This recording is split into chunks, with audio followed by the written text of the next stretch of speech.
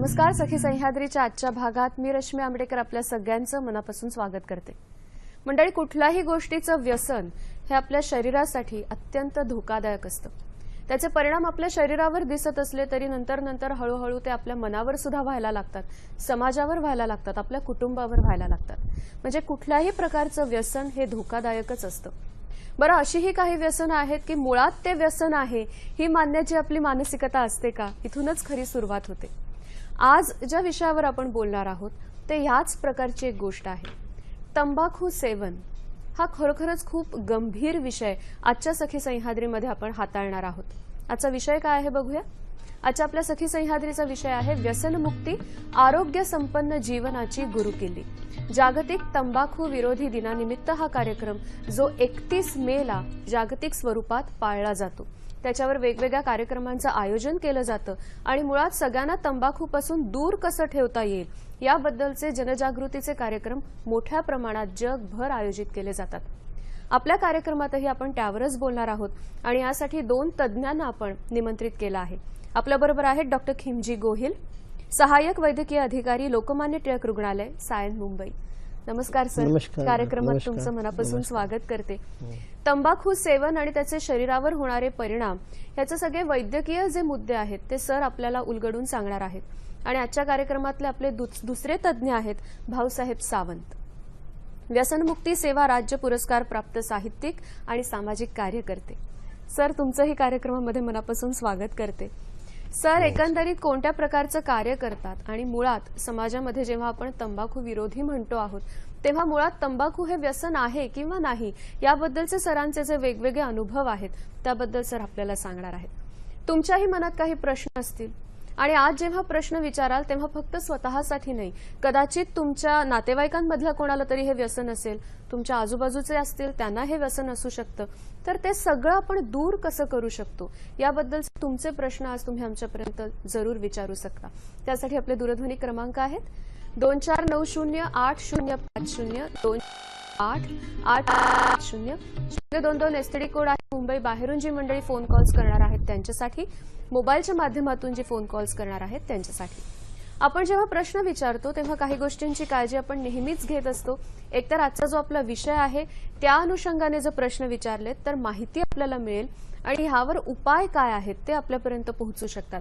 मोबाईलच्या माध्यमातून जर प्रश्न विचारणार असाल तर जिथे नेटवर्क उत्तम पद्धतीने येतं तिथे जाऊन तो प्रश्न विचारा. तुमचा आवाज मध्ये कट होणार नाही आणि प्रश्न विचाराल तेव्हा टीव्हीचा आवाज मात्र आपण पूर्णतः बंद ठेवण्याचा प्रयत्न करणार आहोत, म्हणजे तुमचा आवाज इथपर्यंत सलग आणि नीट पोहोचेल. या छोट्या गोष्टींची जर आपण काळजी घेतली तर ही चर्चा अधिकाधिक खुलवर नेण्याची संपूर्ण जबाबदारी आपल्या सगळ्यांची आहे. तंबाखू विरोधी दिन किंवा प्रतिबंध, तंबाखू सेवनाला विरोध करणं या सगळ्यावर आजच्या कार्यक्रमात आपण चर्चा करणार आहोत. पुन्हा एकदा तुम्हा दोघांचं मनापासून नमस्कार. डॉक्टर, मला तुम्हाला पहिला प्रश्न असा विचारायचा आहे की जागतिक स्तरावर अशा पद्धतीचा हा दिन का पाळला जातो, त्याची गरज का निर्माण झाली? मॅडम, WHO आहे जे आपले वर्ल्ड हेल्थ ऑर्गनायझेशन डे, ते त्यांनी आपल्याला बनवलं की हे तंबाखू विरोधी दिवस आपण मनवायलाच पाहिजे, नो टोबॅको डे मनवायला पाहिजे. पण ते पहिला काय झालं, वर्ल्ड हेल्थ असेंब्लीनी ऑर्गनाईज केलं 1988 मध्ये. तेव्हा त्यांचं ते थीम होतं स्मोक फ्री एज ऑलिम्पिक. तेव्हा ऑलिम्पिक चालू होते, स्मोक फ्री ऑलिम्पिक. तेव्हा ते स्लोगन होता आणि तसं एव्हरी इयर ते स्लोगन ठेवते आणि त्याच्यामुळे काय अवेअरनेस होते सगळ्यांना की हे तंबाखू नाही खायला पाहिजे. तंबाखू खाऊन किती प्रॉब्लेम होते, काय काय होते, शरीरावर काय होते ते सगळं परिणाम आपल्याला कळते. नंतर WHOनी ते पुढे चालू ठेवला आणि आता WHOचा थीम आहे की टोबॅको थ्रेट टू डेव्हलपमेंट, म्हणजे तंबाखू एक प्रोग्रेससाठी आपल्याला डेव्हलपमेंटसाठी हानिकारक आहे, अडथळा निर्माण करू शकतो अशा पद्धतीने. आणि तसंच आमचं इंडियन डेंटल असोसिएशननी पण एक थीम पाठवला आहे. त्याच्यात आहे की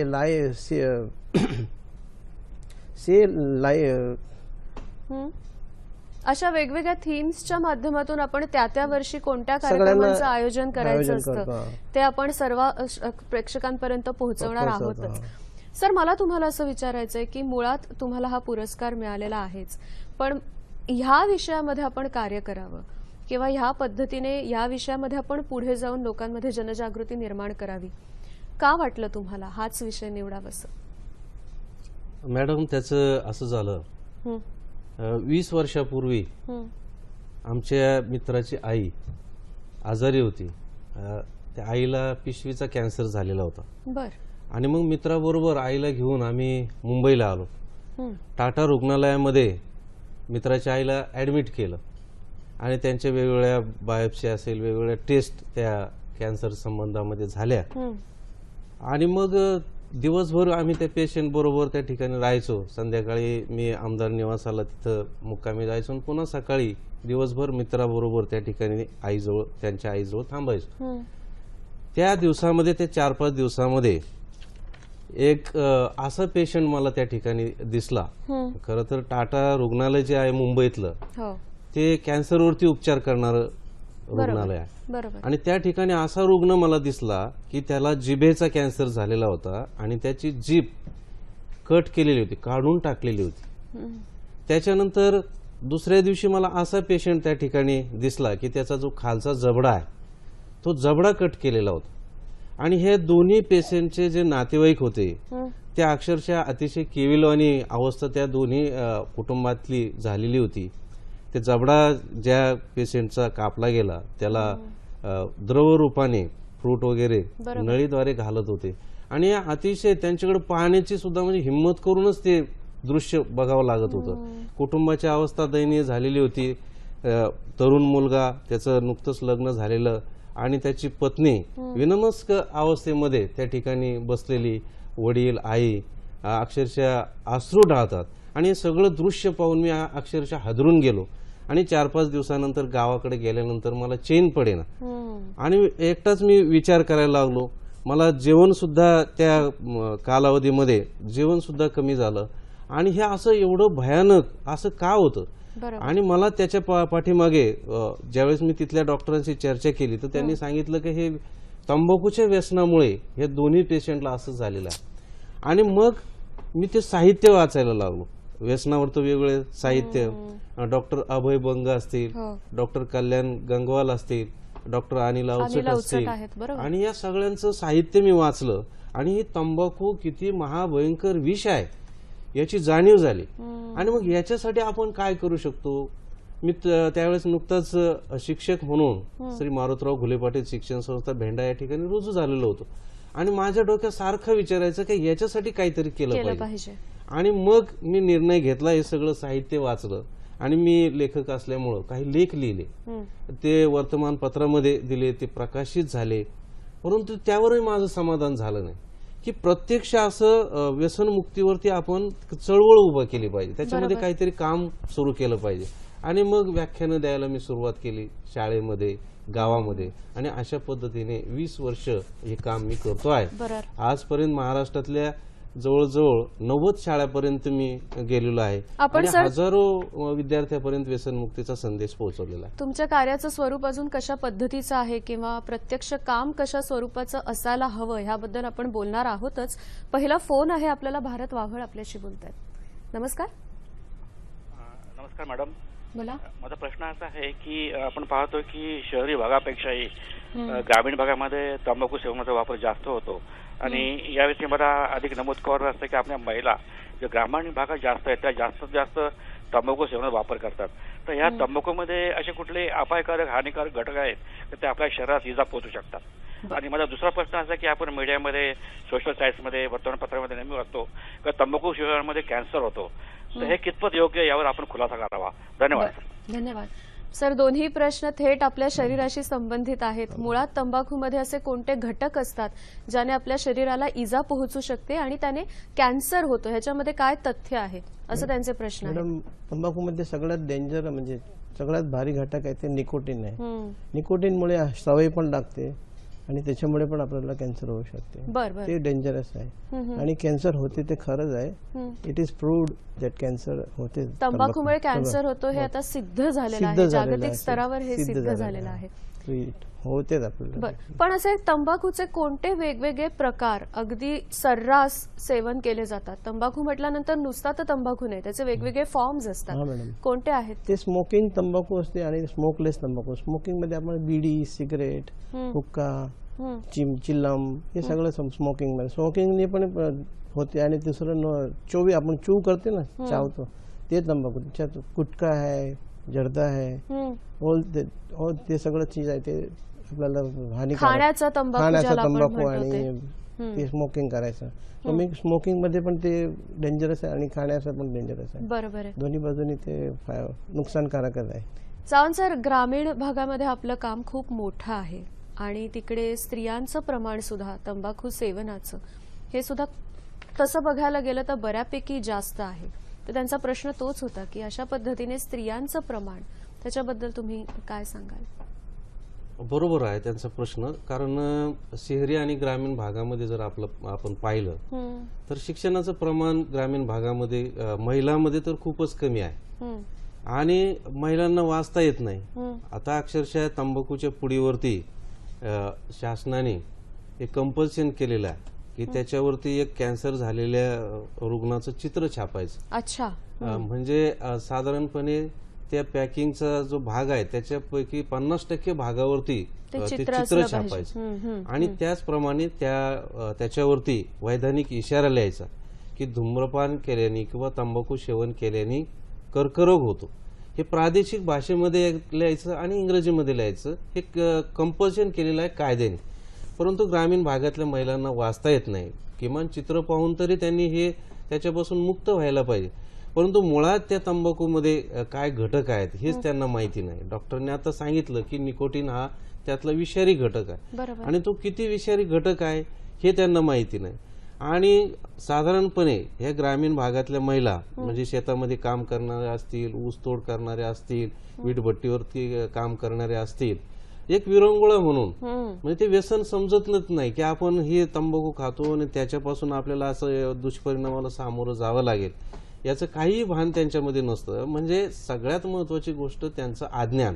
आणि या अज्ञानामुळं खरं म्हणजे ग्रामीण भागामध्ये महिलांचं प्रमाण जास्त आहे. बरोबर. आता मला एक सांगायचं, महिलांमध्ये आकोट किंवा मिश्री जे असते ती दाता घासण्याचं प्रमाण त्या आकोटने किंवा मिश्रीने.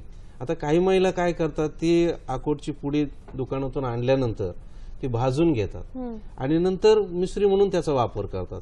किंवा काही महिला काय करतात की जसं ती दुकानातून आणली आकोट तसंच ते लगेच दात घासतात आणि त्यांना एक व्यसनच जडून जातं. काही महिला अशा आहेत की दिवसातून 4-4, 5-5 वेळा ती मिश्रीने दात घासतात आणि जेवढे इफेक्ट तंबाखू सेवनाचे होतात तेवढेच इफेक्ट या आकोटच्या पुडीमुळे, दात घासल्यामुळे होतात. त्याच्यामध्ये ह्याच्याबद्दल अजून सरांकडे काही फोटो आहेत. सर, आपण ते फोटो बघूया, पण आपल्याला एक फोन आलाय तो आपण आधी घेऊया. विनोद आपल्याशी बोलतात, अकोल्याहून फोन आहे आपल्याला. नमस्कार, बोला विनोदजी. हा मॅडम, मी विनोद बोलतो म्हटलं. हा, मला एकच प्रश्न विचारायचा की आमच्या ग्रामीण मध्ये जे समजा हे सर्व लहान पिढी आहे, म्हणजे सर्व म्हणजे साधारणतः 10 ते 15 वर्षातली जी पिढी आहे ते मॅडम सध्या तंबाखू आणि म्हणजे दारू, गुटखा याच्यात खूप आहारी गेलेले आहे. तरी आम्ही यांना बरंच मार्गदर्शन करतो, पण तरी आमचं म्हणजे असं हे होणे म्हणजे समाधान होऊन नाही राहिलं त्या गोष्टीचं. त्यासाठी काय करतात मला? बरं, आपल्याला जो प्रश्न आला तो विनोदजींचा की तरुणांमध्ये ही जागरूकता कशी निर्माण करायची. प्रयत्न खूप केले जातात पण त्याचे परिणाम म्हणावे तितके दिसून येत नाहीत. त्याच्याकडे आपण वळणार आहोत, पण त्या अगोदर गोहिल सर आपल्याला काही फोटो दाखवणार आहेत की तंबाखूचे परिणाम किती भयंकर असू शकतात आणि कशी हानी आपल्याला त्यापासून पोहोचू शकते. सर, आपण काही स्लाइड्स बघणार आहोत त्याच्यासाठी. ओहो, अशा पद्धतीने एकीकडे जर तुम्ही सांगितलं तर काय काय होतं त्याच्यामुळे, तर त्याने आपल्या सगळ्या प्रेक्षकांना अधिक माहिती मिळू शकते. आधीचं जर आपल्याला साईड बघितली तर सांगा. एक स्क्वेमस सेल कार्सिनोमा आहे, कॅन्सरचा प्रकार आहे. हे पण मोठा कॅन्सर आहे, त्याच्यामुळे तंबाखूमुळेच झालेला आहे. अच्छा, बर. अजून पुढल्या स्लाइड्स मध्ये आपण बघू शकणार आहोत की तंबाखूमुळे कोणत्या कोणत्या प्रकारचे परिणाम होतात. मला असं विचारायचं आहे की हे जे सगळे कॅन्सरचे प्रकार आहेत वेगवेगळे, त्यांची तीव्रता किती असू शकते आणि त्यांचे बरं होण्याची शक्यता किती असू शकते? बरं होण्याची शक्यता एकदम कमी आहे, पण तीव्रता पुष्कळ आहे. किंवा किंवा सिंगल लिम्फ नोड होते, किंवा किंवा मेटास्टेसिस होते, म्हणजे पुढे प्रसरते. स्टार्टिंगला थोडी असते पण नंतर प्रसरते. प्रसार झाला की चान्सेस कमी आहे. अलग अलग आणि त्याच्यामुळे मग आपल्या संपूर्ण शरीरावर परिणाम होऊ मेंदूवर होते, सगळं मेंदूवर, फुफ्फुसवर, नंतर स्किनवर होते, किती पण तोंडाला सगळ्या बाजूला आपल्याला कॅन्सरचा परिणाम होते आणि रिअली ते एकदम चांगलं नाही. चांगलं. एक फोन आहे आपल्याला पुण्याहून. योगिता आपल्याशी बोलतायत. नमस्कार. हॅलो योगिता. Yes ma'am. नमस्कार मॅडम. नमस्कार. ऍक्च्युली माझा प्रश्न सावंत सरांसाठी होता. पहिला क्वेश्चन असा होता की तंबाखू सेवन रोखण्यासाठी काही घरगुती उपाय आहेत का, आणि दुसरा प्रश्न असा होता की तंबाखू इतकी प्राणघातक आहे तर शासन याचं उत्पादन रोखण्यासाठी काही उपाययोजना का नाही असतात? बर, धन्यवाद. घरगुती उपाय आणि हे रोखण्यासाठी शासनाकडनं काही प्रयत्न, म्हणजे त्याचं उत्पादनच रोखण्यासाठी, हे खूप महत्वाचे प्रश्न आहेतच. पण आधीचा जो आपल्याला प्रश्न आला होता विनोद यांचा, की तरुणांमध्ये ही जागृती कशा पद्धतीने होणं गरजेचं आहे. त्यांना कळतं तर सगळं, पण काही काही वेळेला ते वळत नाही. काय करायचं, काय सांगाल सर? आता मॅडम, आपला देश हा विकसनशील देश आहे. हो. आणि सगळ्यात जास्त तरुण जगाचा जर विचार केला आपण तर 60 करोड तरुण आपल्या देशामध्ये आहे. हो. एवढं तरुणांचं प्रमाण जगामध्ये कुठल्याच देशामध्ये नाही. आणि मनुष्यबळ ही खऱ्या अर्थाने आपल्या देशाची ताकद आहे.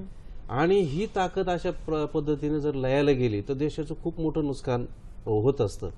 म्हणजे युवा शक्ती हीच खरी राष्ट्रशक्ती आहे. खरी गोष्ट. देश उभारण्याचं काम कोण करतं तर ज्याच्यामध्ये शक्ती आहे, ताकद आहे, विचारशीलता आहे, ती तरुणामध्येच असते. आणि तरुणच ही देश उभारण्याचं काम हा करत असतो. आणि मग हाच तरुण जर व्यसनाच्या आहारी गेला तर देशाचं खूप मोठं नुकसान त्या ठिकाणी होत असतं.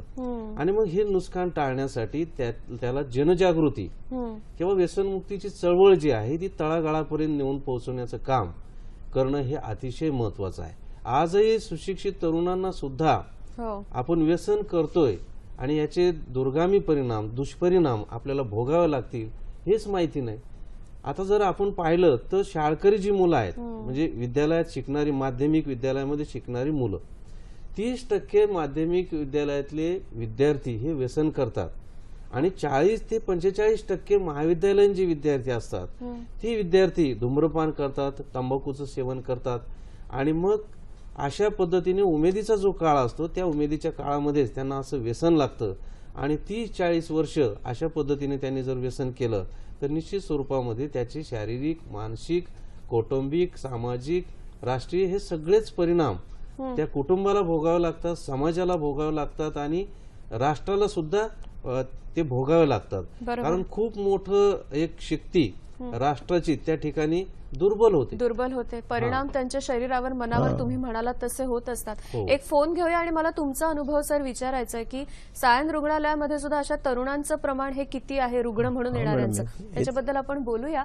सिंधू आपल्याशी बोलतायत सायनहून. नमस्कार. नमस्कार. बोला. मी सिंधू काणे बोलते सायनहून. बोला. माझा प्रश्न असा आहे की आपण सार्वजनिक ठिकाणी, म्हणजे इव्हन टॅक्सी याच्या बसमध्ये सगळीकडे लिहिलेलं बघतो की सार्वजनिक ठिकाणी थुंकू नये. आणि आपणच बघतो की गाडीवाले, टॅक्सीवाले सुद्धा काचा खाली करून बदाबद थुकत असतात. अक्षरशः बदाबद हाच त्याला शब्द आहे, म्हणजे गमेलभर म्हटलं तरी चालेल, थुकत असतात. तर ह्याचा आपल्या थेट आरोग्यावर काय परिणाम होतो, दुष्परिणाम होतो रादर, हे जर मला वाटतं डिटेल सांगितलं तर लोकांना थोडंसं कळेल की का थुकू नये. की विनाकारण लिहिलेलं नाही थुकू नये, त्याचा काहीतरी आपल्या आरोग्यावर दुष्परिणाम होतो म्हणून आपण थुकू नये, असं असेल ना? धन्यवाद.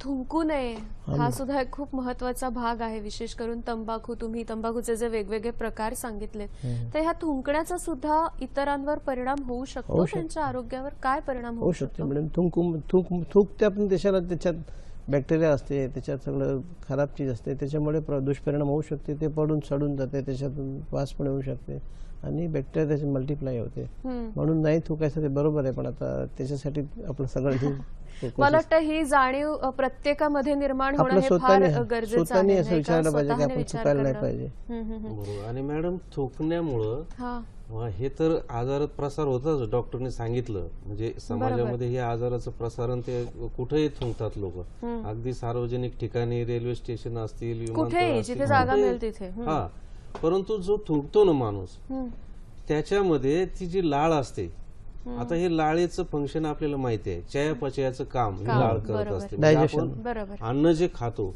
ते पचवण्याचं काम ही लाळ करते. म्हणजे ही लाळ खूप बहुमोल आहे.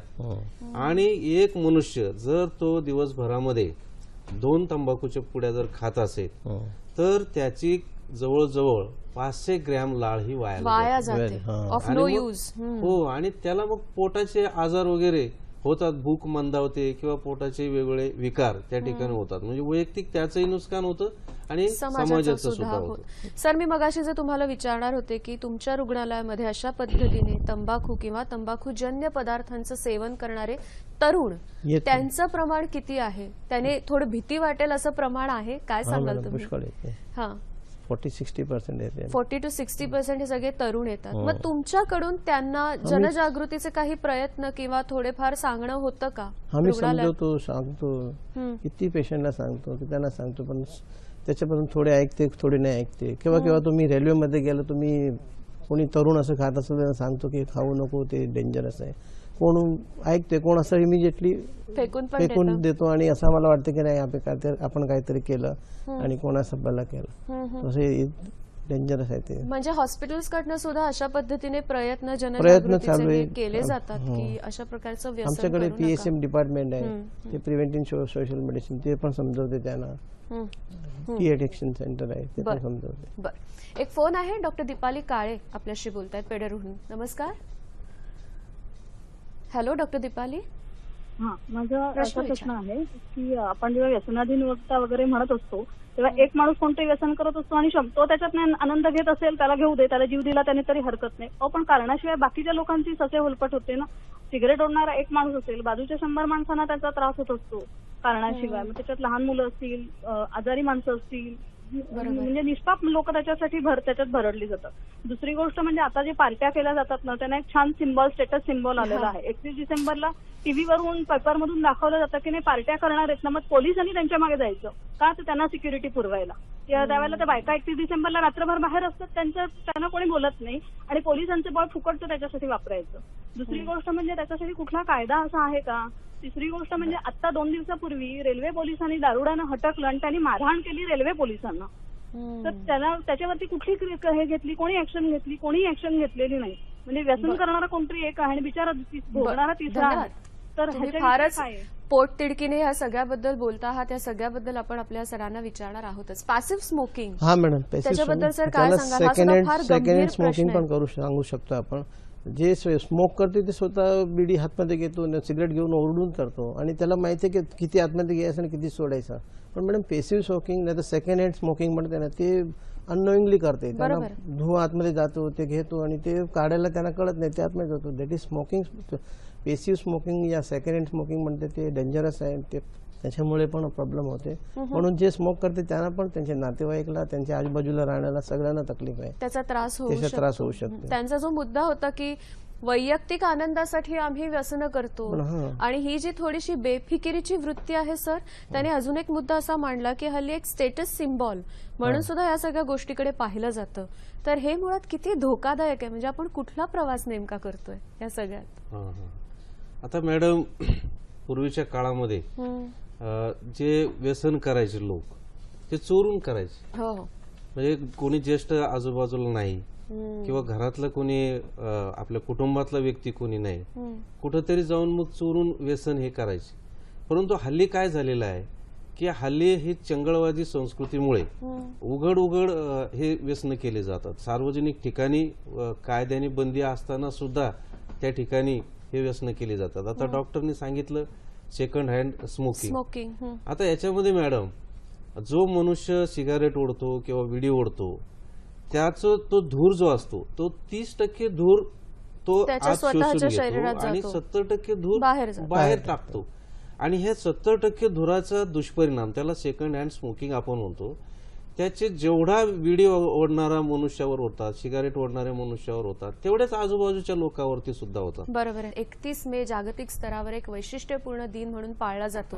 तंबाखू प्रतिबंध दिन आणि त्यानिमित्ताने जगभर वेगवेगळ्या कार्यक्रमांचं आयोजन होतं जनजागृती करण्यासाठी. आणि खरंच व्यसनमुक्त आरोग्य म्हणजे खरंच संपन्न आरोग्य असं म्हणायला हरकत नाही, नाही का? त्याच अनुषंगाने आजच्या कार्यक्रमामध्ये आपण बोलतो आहोत. तुमचा सहभाग सुद्धा खूप छान आहे. छान प्रश्न तुम्ही विचारताय. असेच प्रश्न विचारत राहा. एक कायद्याचा उल्लेख त्यांनी केला होता मगाशी की कुठल्या प्रकारचा कायदा आहे. सर त्याच्याकडे आपण वळूया. पण तंबाखू सेवन किंवा कोणतंही व्यसन, विशेष करून तंबाखूबद्दल आज आपण बोलतो आहोत, आणि पाणी यांचा काही घनिष्ठ संबंध असू शकतो का, याबद्दल एक तज्ज्ञ आपल्याशी दूरध्वनीच्या माध्यमातून बोलणार आहेत. आपण समाजसेवक सुखदेव फुलारे यांच्याशी बोलणार आहोत. पाणी फाउंडेशनसाठी सर खूप महत्वाचं काम करतात. नमस्कार सर, कार्यक्रमामध्ये तुमचं मनापासून स्वागत करते. हॅलो हॅलो फुलारे सर, कार्यक्रमात तुमचं स्वागत. धन्यवाद. आज आपण तंबाखू विरुद्ध किंवा तंबाखू प्रतिबंध दिन जो 31 मेला जगभर पाळला जातो त्या अनुषंगाने चर्चा करतो आहोत. तंबाखूचं सेवन आणि पाण्याची बचत या दोन गोष्टी एकमेकांशी कशा जोडल्या गेल्यात, काय सांगाल तुम्ही? हॅलो मॅडम, हा, तंबाखू सेवन याच्यामुळं शारीरिक आर्थिक हानी होतीच. आता आपले जे दोन मान्यवर आहेत, सावंत सर आणि डॉक्टर गोयल यांनी जे आपल्याला सांगितलंय, शारीरिक आर्थिक आणि बाकी मानसिक जे हानी होती, त्याचबरोबर आपली जी राष्ट्रीय संपत्ती आहे पाणी, याची खूप मोठी नासाडी होते. तर त्याचा संबंध काय आहे, तर मी तुम्हाला एक उदाहरणामधून सांगू शकतो. नक्की. की एक व्यक्ती समजा आपल्या दिवसभरामध्ये 5 वेळेस तंबाखू खाते. एक तंबाखू खाल्ल्यानंतर जनरली आपल्याकडे गुळणा करण्याची पद्धत आहे. तंबाखू थुकण्यासाठी आपण तांब्याभर पाणी घेतो, चूळ भरतो आणि त्याने चूळ भरतो, आणि ते चूळ भरताना एका तांब्यामध्ये साधारणतः 500 मिली म्हणजे अर्धा लिटर पाणी असतं. बरोबर. आणि त्यामध्ये 100 मिली पाणी फक्त चूळ भरण्याला वापरतो आणि बाकीचं पाणी आपण वेस्ट करतो, फेकून देतो. असं त्या व्यक्तीला 4-5 वेळेस जर केलं दिवसभरामध्ये, तर त्या व्यक्तीकडून साधारणतः 2 लिटर पाणी दिवसाला वाया जाते. एका दिवसाला. एका दिवसाला आपण 5च चूळ भरल्या आणि 400 मिलीना त्याचं 2 लिटर पाणी वाया गेलं. आता त्याचं जर पैशामध्ये गणित काढलं, 2 लिटर गुणिले 365 दिवस म्हणजे 730 लिटर पाणी तो वर्षाला वाया घालतो तंबाखूसाठी, चूळ भरण्यासाठी. म्हणजे त्याचं बाटली बंद 10 रुपयांनी जर आपण व्हॅल्युएशन काढलं, पैशामध्ये जर रूपांतर केलं, तर वर्षाला 7,300 रुपयाचं पाणी तो 730 लिटर वाया घालवतो. म्हणजे एकीकडे त्याच्या शरीराची हानी होते, दुसरीकडे त्याचा पैसा वाया जातो, आणि तिसरीकडे सर्वात ज्वलंत जो प्रश्न आहे महाराष्ट्रापुढे, तो आपला निसर्गाचं जी संपत्ती आहे, जल हे जीवन आहे, ते काटकसरीनं वापरलं पाहिजे. हे पाणी वाया जाण्यापेक्षा ते जर त्यांनी चूळ न भरतात मुळात तंबाखूच खायची सोडून दिली, तर त्याची शारीरिक हानी थांबणार आहे, त्याचे पैसेही वाचणार आहे, आणि आपलं निसर्गाने दिलेलं पाणीही वाचणार आहे. आणि जे पैसे वाचतील ते आपण पाहुणे फाउंडेशनसारख्या कार्यक्रमाला देऊ शकतो, जलसंधारणाच्या कामाला आपण ते पैसे देऊ शकतो. त्यामुळे समाजामध्ये आपली मान सुद्धा उंच होऊ शकते. म्हणून मी आता याचबरोबर असं बी सांगू शकतो, गुटखा आणि तंबाखू खाणारी माणसं घरामध्ये असेल, ऑफिसमध्ये असेल, हॉस्पिटलमध्ये असेल किंवा शासकीय कार्यालयामध्ये असेल, भिंतीचा कोपरा पाहून तिथे थुंकतात आणि तो शासकीय भिंतीचा किंवा घराचा कोपरा घाण करतात. बरोबर. पुन्हा तिथं पाण्याचा प्रश्न निर्माण होतो. ते स्वच्छ करण्यासाठी पाणी स्वच्छ करण्यासाठी त्या गृहिणीला, घरात असेल तर गृहिणी, ऑफिसमध्ये असेल तर तो कर्मचारी, त्याला पाणी आणि पाण्याचा उपयोग करावा लागतो. अगदी खरंय सर. हे मुद्दे इतके खरं तर दुर्लक्षितच आपण म्हणूया की ह्याच्याकडे विचार आपण केला नसेलच बहुधा, पण तुमच्या माध्यमातून आज सगळ्या प्रेक्षकांना कळलंय की व्यसनामुळे सगळेच परिणाम होतात आणि आपल्या नैसर्गिक संपत्तीवर सुद्धा तितकाच महत्वाचा आणि दुष्परिणाम होतो. सर, ही मोलाची माहिती दिलीत आणि कार्यक्रमात सहभागी झालेत, तुमच्या मनापासून आभार मानते सगळ्या टीम कडून. हा विचारच मला वाटतं कमी प्रमाणात झाला असेल, आणि जे पाणी आपण वापरतो ते शुद्ध असतं, पिण्यायोग्य पाणी आपण ह्या सगळ्या गोष्टींसाठी वाया घालवत असतो, नाही का सर? कायदा तंबाखूसाठी चूळ भरते, पण आम्ही सांगतो की गोड खाल्लं, चॉकलेट खाल्ली, चूळ भरत कोण भरत नाही, पण तंबाखूसाठी सगळे चूळ भरते आणि पाणी वाया जातं. मला पण असं अगदी खरं. या संदर्भातले कायदे सुद्धा आपल्याकडे आहेत. मगाशी त्यांनी उल्लेख केला होता की ह्यातला कायदा जो आहे तो कोणता आहे, काय सांगाल त्याच्याबद्दल? काय सांगतो कायदा आपला? आता याच्यामध्ये तंबाखू नियंत्रण कायदा हा 2003 साली संमत झालेला आहे. आता याच्यामध्ये या कायद्यामध्ये पहिल्यांदा असं सांगितलेलं आहे या कायद्यामध्ये की खुल्या जागेवरती धूम्रपान करू नये, ते दंडनीय आहे.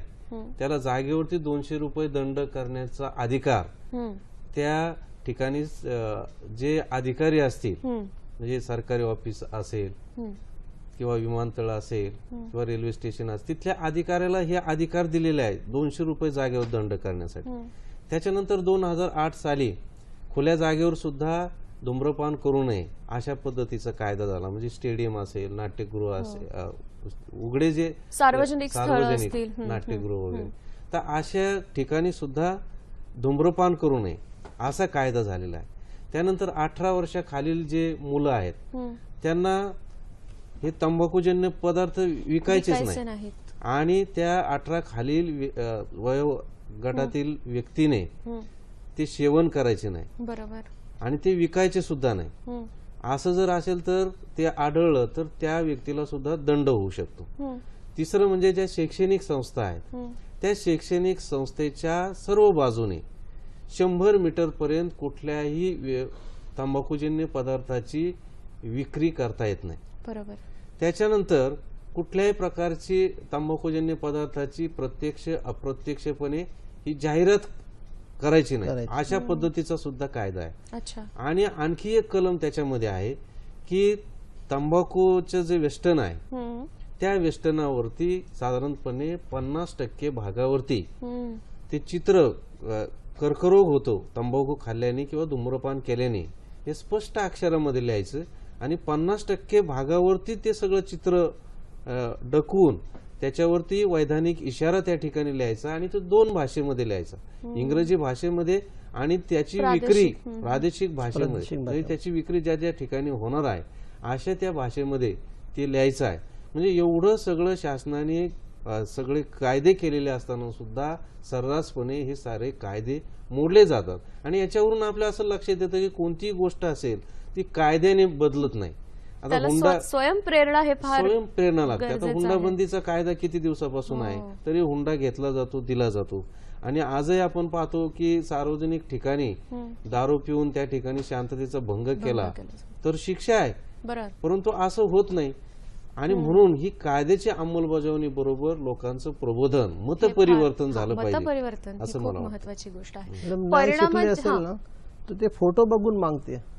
आपण इतकं ह्याचा फोटो लावला, कॅन्सर लावला, फोटो बघून हे चित्रवाले आम्हाला सिगरेट शिकलेलं नसेल तर हे चित्रवाले, आता चित्रच पण ते चित्र परावृत्त करण्यासाठी तिथे छापलं जातं. ते आम्ही ऐकलं किंवा गावी गेले होते तर एक मुलगा हे चित्रवाले हे नाही, अरे बापरे, तसं पण म्हणजे असे सुद्धा अनुभव येतात. एक फोन आहे, रवींद्र कुडाळकर आपल्याशी बोलतात. नमस्कार. हॅलो, हो बोला सर. नमस्कार, मी रवींद्र कुडाळकर पुण्याहून बोलतोय.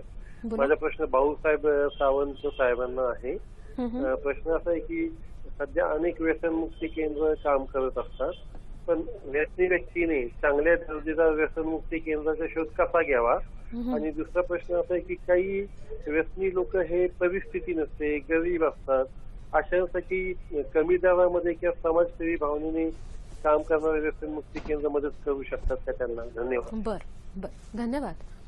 नेमकं आपल्याला मदत करेल आणि चांगलं असं व्यसनमुक्ती केंद्र कसं शोधायचं, कारण व्यसनमुक्ती केंद्र खूप आहेत, पुष्कळ जण मदतीसाठी पुढे असतात, पण ते नेमकं हेच आहे आणि चांगलं आहे याचा पडताळा आपण कसा घेऊ शकतो. बरोबर आहे त्यांचा प्रश्न. खरं तर ग्रामीण भागातल्या लोकांना हा प्रश्न पडतो. म्हणजे व्यसन सोडण्याची तीव्र इच्छा असते, सगळ्या कुटुंबाची असते की आपल्या कुटुंबातला माणूस व्यसनाधीन होतो, त्याला व्यसनापासून परावृत्त केलं पाहिजे, परंतु मार्ग सापडत नाही. आणि तो व्यक्ती एवढा अधीन झालेला असतो, त्या व्यसनाधीन झालेला असतो, तो घरातलं कोणाचंही ऐकत नाही. किंवा एखादे पाहुणे वगैरे त्यांनी जर त्याला समजावून सांगितलं तर ते सुद्धा तो ऐकत नाही. आता काही लोक तर अशा असतात मॅडम की ते त्यांचं जे तत्वज्ञान आहे ते अतिशय उथळपणाचं तत्वज्ञान आहे.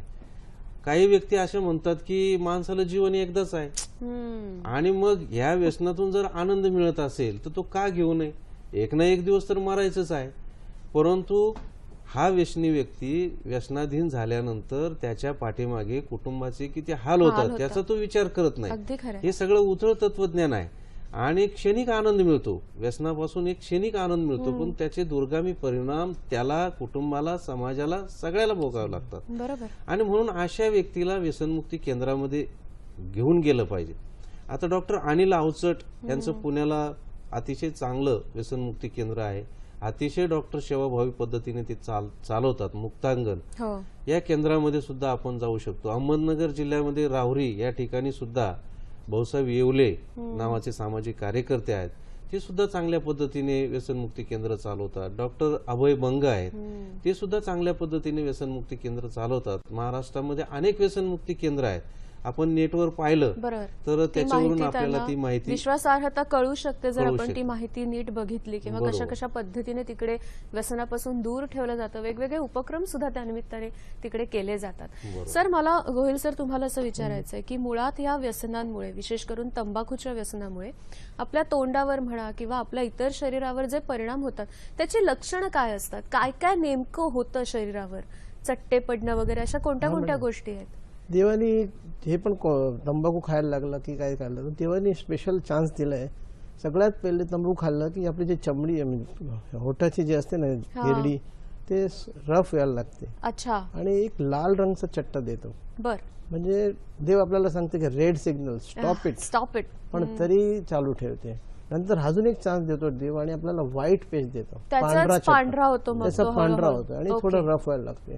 त्याला पण लुकोप्लेकिया म्हणतो. आणि ते पण एक अजून सिग्नल आहे की तुम्ही आता स्टॉप करा, तुम्हाला काही नाही होणार, you will go ahead, you will live life long, चांगला जीव जगणार, पण तरी स्टॉप करत नाही. नंतर ते जे व्हाईट आहे ते कॉलीफ्लॉवर स्ट्राईक लाईक स्ट्रक्चर, म्हणजे त्याच्यासारखं फुलसारखं होतं आणि पुढे पुढे जातं.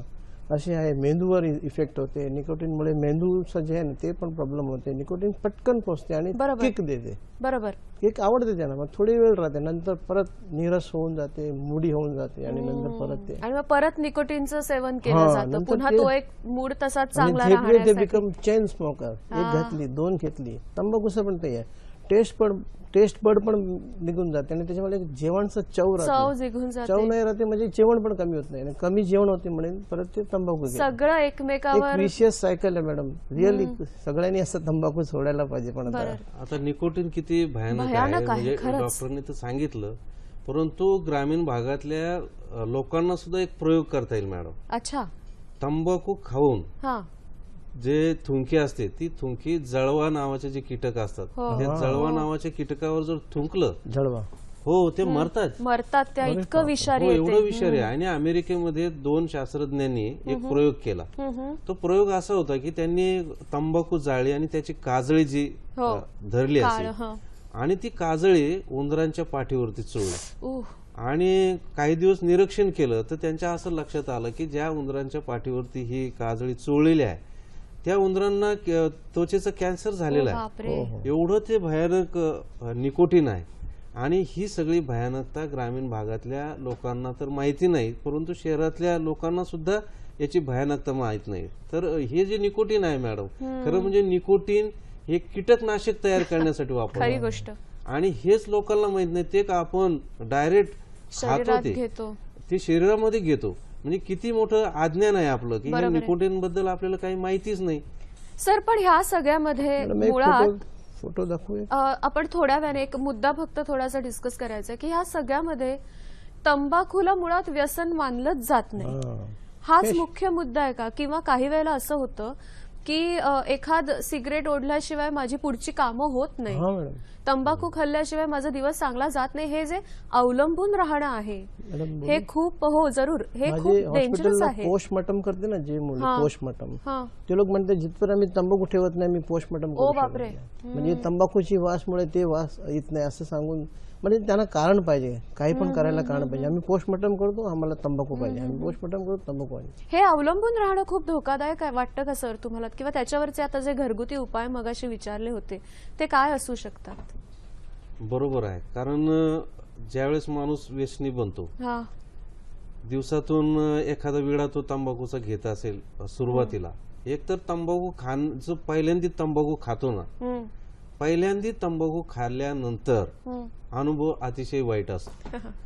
तंबाखू तोंडामध्ये घेतल्यानंतर लगेच जळजळ व्हायला सुरुवात होते तोंडामध्ये, काहींना उलट्या होतात, कोणाला चक्कर येतात काहींना. आणि तरीही मनुष्य ती तंबाखू खातो. त्याचं कारण असं आहे की तंबाखू खाल्ल्यानंतर ते निकोटीन रक्तामध्ये मिसळतं, मेंदूपर्यंत जातं आणि मेंदूला थोडी उत्तेजनता मिळते आणि फ्रेश वाटतं, एक किक बसते, एक झटका बसतो.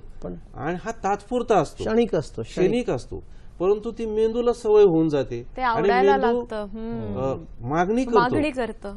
व्यसनाधीन लोक जे असतात त्यांना जर तंबाखू मिळाले नाही दिवसभरामध्ये ते अतिशय बेचैन होऊन जातात. बरोबर आहे. ते कुठल्याही थराला जाऊ शकतात व्यसन करण्यासाठी. आता हे तंबाखूचं सोडा, दारूचे व्यसनी तर एवढे खालच्या थराला जातात. आपण पेपर वाचतो, काही दारुड्यांनी अक्षरशः घरातल्या माणसाचे खून केलेले आहेत पैसे मिळाले नाही म्हणून, भांडी विकले. खूपच म्हणजे आपण ह्याच्याबद्दल सर बोलूया आणखीन की हे जे अवलंबून राहणं आहे आणि त्याच्यावरचे घरगुती उपाय काय असू शकतात, जे खूप महत्वाचं आहे ही जागृती होण्यासाठी. आरोग्य संपन्न जीवनाची गुरुकिल्ली अर्थात व्यसनमुक्ती, आज आपण त्याच्याबद्दल बोलतो आहोत. जागतिक तंबाखू प्रतिबंध दिन 31 मेला जगभर पाळला जातो आणि त्या अनुषंगाने आजची चर्चा आपली होते. आणि यामध्ये सगळ्यात महत्वाचा मुद्दा ठरतो तो म्हणजे तंबाखूपासून दूर कसं राहायचं, या व्यसनापासून दूर कसं राहायचं. तर वैद्यकीय परिभाषेमध्ये ह्याच्यावर काही उपाय आहेत का? कशा पद्धतीने आपण हे व्यसन दूर ठेवू शकतो, काय सांगाल? सगळ्यात पहिले व्यसनापासून दूर राहायला आपल्याला आत्मविश्वास हे सगळ्यात महत्वाचं आहे, ते जरुरी आहे. आत्मविश्वास पाहिजे, मनातून पाहिजे की नाही मला सोडायचं, तर आपण कुठे काही करू शकतो. आम्ही त्यांना निकोटीन टॅबलेट देतो, निकोटीन च्युइंगम देतो, इनहेलर आहे, स्प्रे आहे. आणि त्यांनी निकोटीन च्युइंगम जे आहे ना ते च्युइंगम एक च्युइंगम तोंडात ठेवायला लागते आणि त्याच्यामुळे जसं सिगरेटनी की तंबाखूनी जणजण होते तशी त्याच्यात जणजण होते. अच्छा, पण त्याचा बाकी परिणाम होत नाही शरीरावर? लिमिटेड त्याच्यात असते, 4 ग्राम 2 ग्राम ते ठेवला पाहिजे. जसं जणजण व्हायला लागले की ते कळते की आता असं च्युइंगम देतो, टॅबलेट आहे. अशा पद्धतीने आपण त्यांचं व्यसन दूर करू शकतो. पण आधी तुम्ही म्हणालात तसं की ते स्वतःहून ठरवलं पाहिजे की मला यापासून दूर जायचं, विलिंगनेस पाहिजे. Yes, exactly. आणि सर, घरगुती उपाय मगाशी जे विचारले होते जे महत्वाचे ठरतात व्यसनापासून दूर राहण्यासाठी, शेवटच्या टप्प्यात आहोत चर्चेच्या, काय सांगाल तुम्ही? मॅडम, व्यसनाची व्याप्ती जी आहे ही खूप मोठी आहे. म्हणजे हा जागतिक चिंतेचा विषय बनलेला आहे. आपण जर जगाचा विचार केला तर एका वर्षामध्ये जगात 120 कोटी लोक वेगवेगळे व्यसन करून कर्करोगाने मरतात. भारतामध्ये त्याचं प्रमाण दरवर्षी 10 लाख लोक भारतामध्ये हे वेगवेगळे व्यसन करून मृत्युमुखी पडतात. एवढं मोठं त्याची व्याप्ती आहे. आणि मग बऱ्याचदा डॉक्टर साहेबांनी सांगितलं की सगळ्यांना हॉस्पिटलमध्ये जाता येत नाही, तो खर्च पेलवत नाही. आता मगाशी जो पुण्यावरून योगिताताई ओंबळे यांनी जो प्रश्न विचारला होता की व्यसन सोडण्यासाठी काय घरगुती उपाय, तर घरगुती उपाय असे आहेत, सगळ्यांना करता येण्यासारखे असे उपाय आहेत. म्हणजे सिगारेटचं व्यसन सोडायचं असेल, विडीचं व्यसन सोडायचं असेल किंवा इतर तंबाखू, मावा, गुटखा कोणतंही व्यसन असेल तर डॉक्टर साहेबांनी जे सांगितलं की मनाचे निग्रह पाहिजे, ते तर आहेच. परंतु आपल्या घरामध्ये ओवा असतो, आपल्या घरामध्ये बडीशेप असते. 100 ग्रॅम ओवा घ्यायचा, 100 ग्रॅम बडीशेप घ्यायची, ती तव्यावरती थोडीशी भाजून घ्यायची आणि त्याच्यावरती 1 लिंबू कापून टाकायचं आणि हे सगळं मिश्रण एका डबीमध्ये भरून ठेवायचं. आणि ज्या वेळेस तो व्यसनाधीन व्यक्ती असतो त्याला असं इच्छा होईल तंबाखू खाण्याची किंवा सिगारेट पिण्याची किंवा विडी ओढण्याची, त्यावेळेस त्यांनी हे मिश्रण आपल्या तोंडामध्ये टाकायचं. 10-15 दिवस जर हे सगळं केलं तर तो त्या व्यसनापासून परावृत्त होऊ शकतो. आणि दुसरा प्रश्न एक होता की अगदी थोडक्यात सर, शेवटची 1.5 मिनिट, ते आकोट आणि मिश्री ग्रामीण भागामध्ये ज्या महिला वापरतात त्यांना एक सांगू इच्छितो की ग्रामीण भागामध्ये लिंबाची झाडं आहेत, बाभळीची झाडं आहेत, ते आयुर्वेदिक आहेत, औषधी आहेत.